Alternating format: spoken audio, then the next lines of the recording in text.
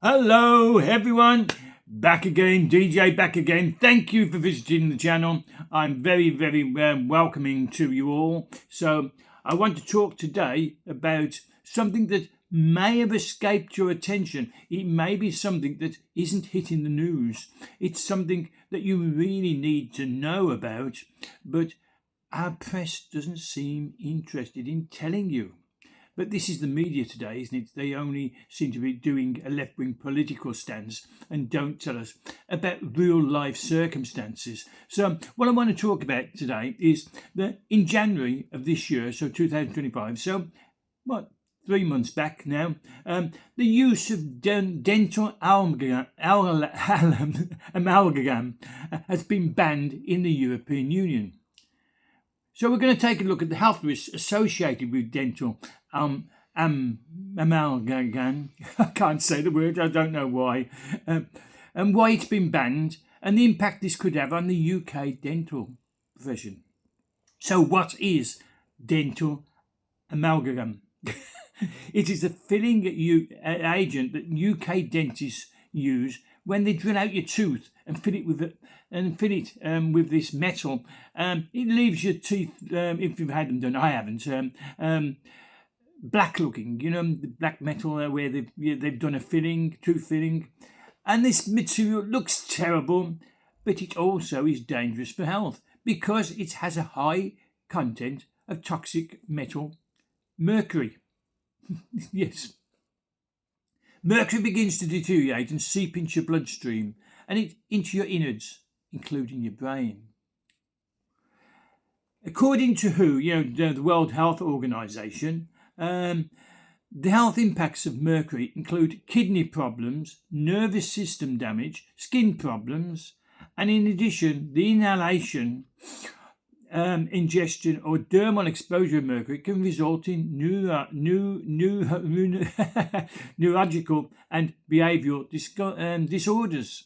And symptoms include tremors, insomnia, memory loss, neuromuscular effects. I'm reading this off. Headaches, cognitive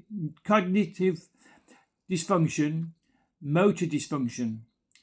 Patients are most likely to be impacted by mercury during the placement or removal of dental amalgam. Amalgam, I got it right.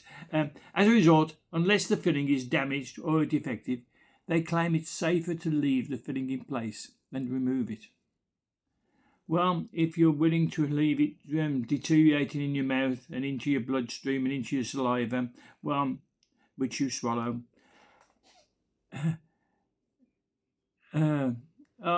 it's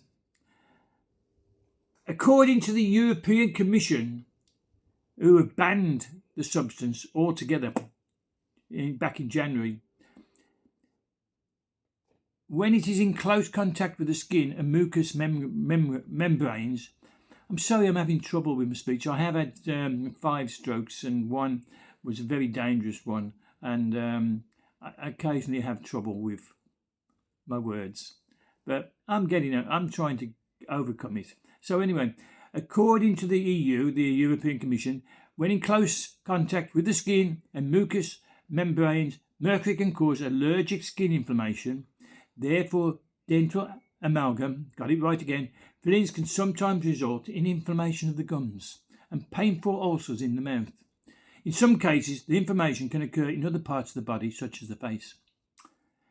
If a patient is experiencing these symptoms, removal of the amalgam filling will usually resolve the problem. So we have the World Health Authority saying, leave it there unless it's really gone, and it's loose and that. But EU is saying the opposite. Take it out. If you're getting mouth ulcers or tooth swellings, take it out, which I would agree with. They've got to be careful. So use lots of air extraction, as they suck it out, to take away the fumes and the minute particles which get into your saliva and you swallow. If the patient has experienced these inflammations, removal will usually solve the problem. Following the initial news of the EU ban, the European Union ban, members of the UK dental profession shared their views on rulings. Dentist James Goolnick, Goolnik, Goolnick, said, "Finally, the European Parliament is banning the use of amalgam fillings. It has been used as a filling material since 1826, a mixture of mercury, silver, copper, tin and zinc." That's what they put in your mouth, these dentists in the UK.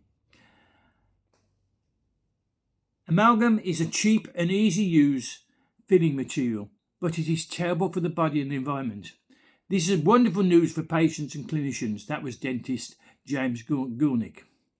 He added, "I am sorry for NHS, National Health Service dentistry, but it's time to put the patient first by practicing preventive dentistry, starting with diet and nutrition and using more biocompatible materials that do no harm in clinical and environmental teams."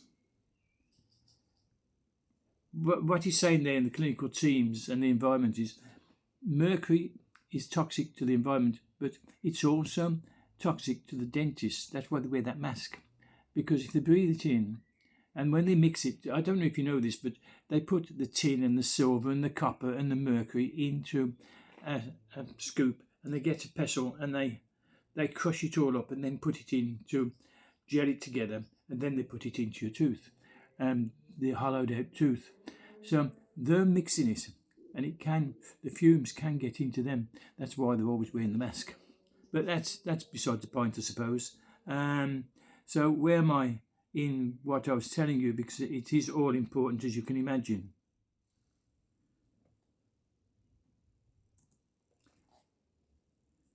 Right, yeah. Similarly, the dental therapist Lindsay Baker highlighted the flaws of dental amalgam as a filling material. She said, "In my daily practice, I see a lot of amalgam restorations that are now, after many years, starting to deteriorate.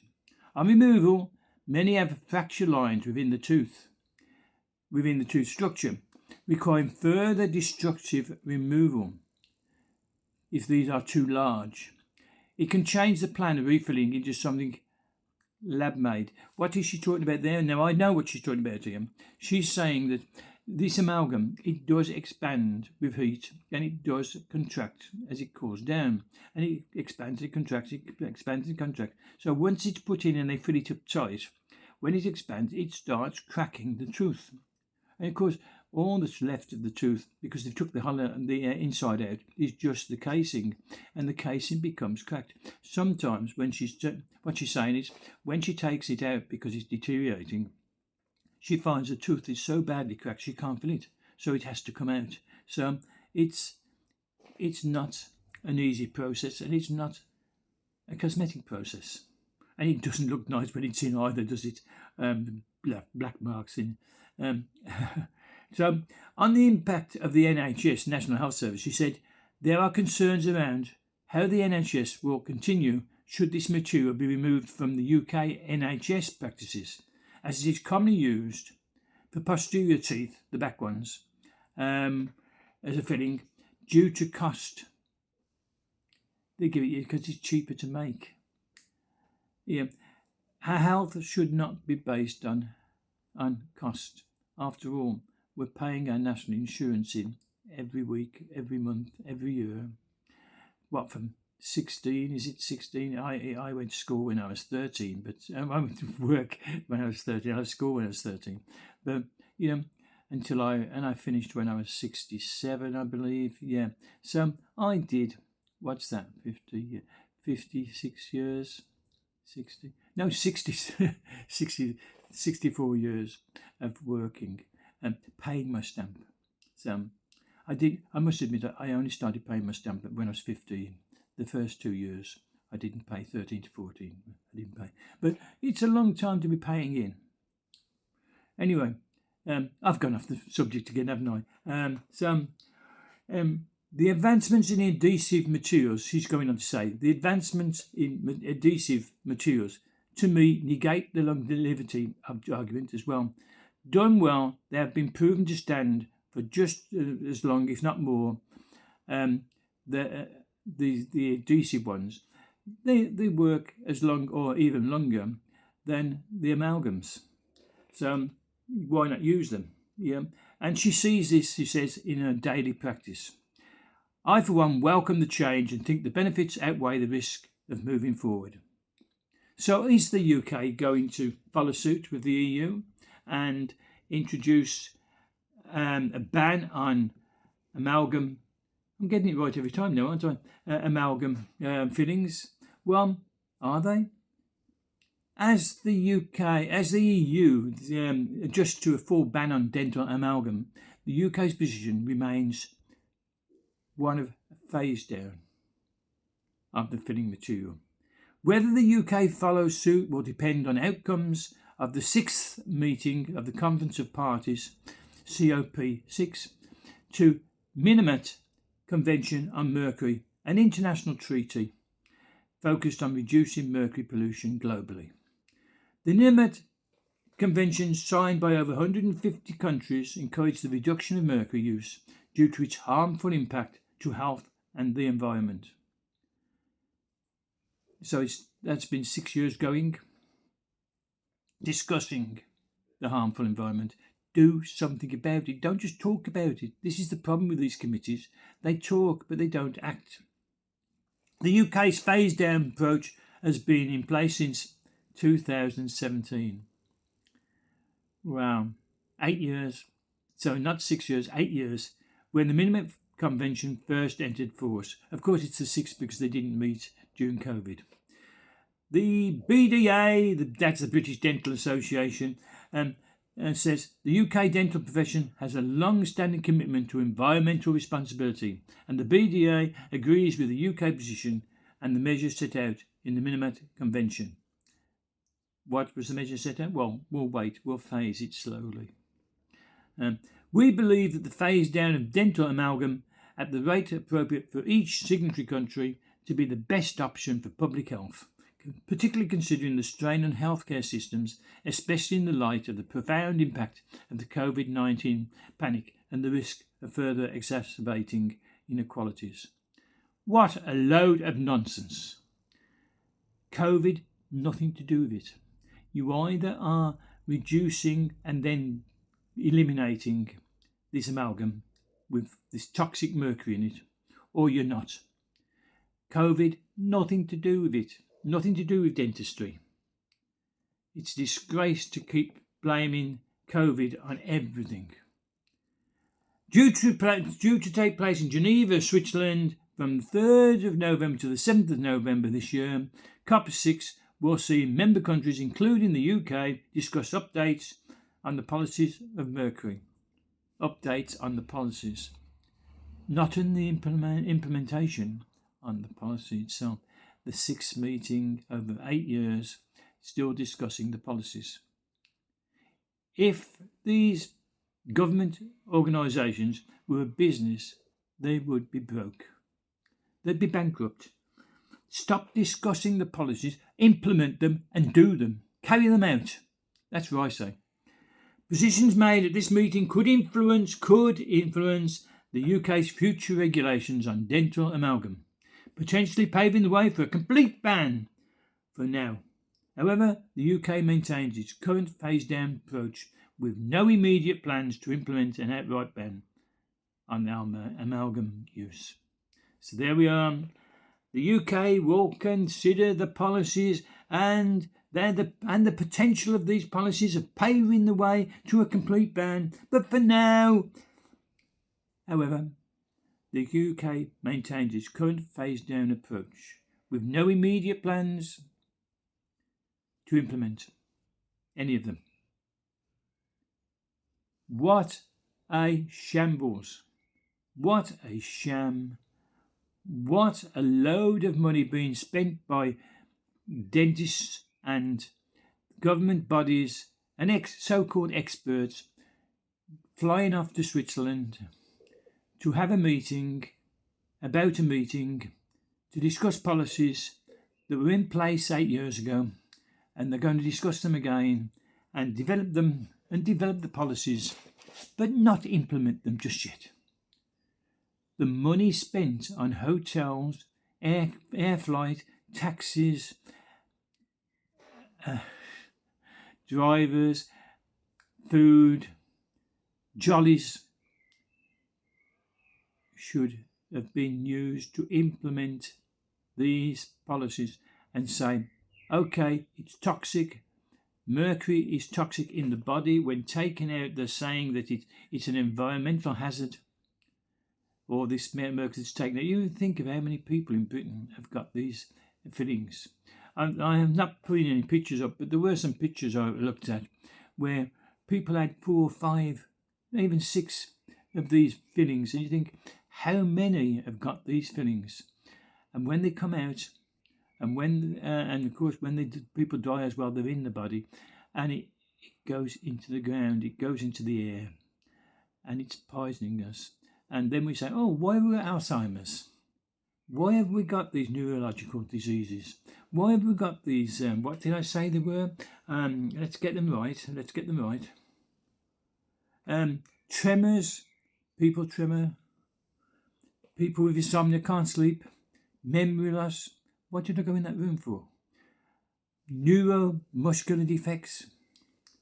So you're getting problems with your arms and legs, headaches, cognitive dysfunction, and motor dysfunction. I've seen lots of it. It's in this world and in Britain itself, and it's something we should be fighting against. But we're told we're writing a policy, and we're going the next year to discuss that policy, and the next year we'll discuss that for 8 years. And now, as they go to their 6th conference in 8 years, there are no immediate plans to implement a ban on the substance they're putting in our mouths, because it's cheaper than the composites, which are those white fillings. Cheapness is not the answer for our health. Quality products created and inferior products no longer created is the answer. So, what are your comments? I would like to hear your comments. I'm getting quite a few comments now of different posts, and I'm very, very pleased to receive them, and I answer them all at the moment. If it gets too many, I may have problems, may have to do a bulk answer, but I'm enjoying seeing your comments. Please subscribe to the channel. It doesn't cost you a penny, doesn't cost you a cent, doesn't even cost you a rupee. It's totally free. So there's no reason why you can't subscribe it, and it will bring you to my channel when you want to see the news that you're not getting anywhere else. So please, please, please subscribe and comment. And if you like it, press the like button as well. Why not? It doesn't cost you anything, does it? So until the next time, be safe, be good, and goodbye from DJ. Bye.